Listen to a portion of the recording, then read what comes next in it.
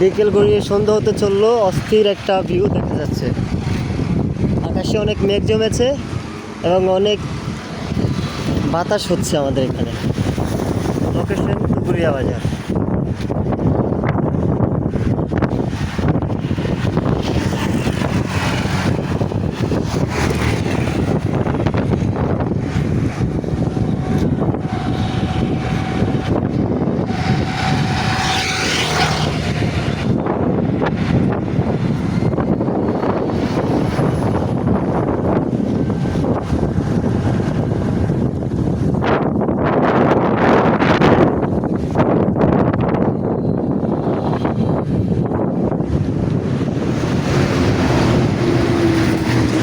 প্রচুর বাতাস হচ্ছে, প্রচুর ধুলবালি অনেক উঠতেছে।